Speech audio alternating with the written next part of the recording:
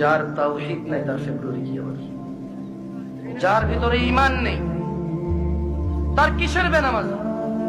যে ঈমান বুঝে না, যে তাওহীদ বুঝে না, তার ফেব্রুয়ারি কি, বড়দিন কি, জিনা কি, ব্যভিচার কি, মদ কি, সুদ কি, মারামারি কি, হত্যা কি, দুর্নীতি কি, তাকে বুঝে তো লাভ নাই। মনে রাখবেন, 14 ফেব্রুয়ারি থেকে নিষেধ করে লাভ নেই। কারণ 14 ফেব্রুয়ারি ওই সকল মানুষ যায় যারা তাদের রবকে বোঝেনি। মনে রাখবেন, আমি আজকে রবের সাথে পরিচয় করে দিয়েছি এদের।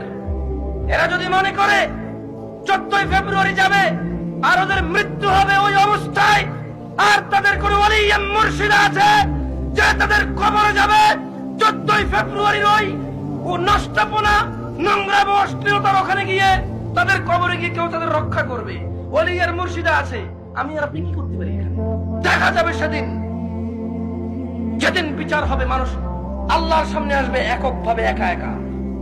সেই দিন দেখা যাবে ইয়াউমা ইয়াফিরুল মারউ মিন আখিহি, যেদিন মানুষ পলায়ন করবে তার ভাই থেকে, ওয়া উম্মিহি ওয়া আবিহি, তার মা আর তার বাপ থেকে, ওয়া সাহিবাতিহি ওয়া বানি, তার ছেলে এবং তার সন্তান থেকে।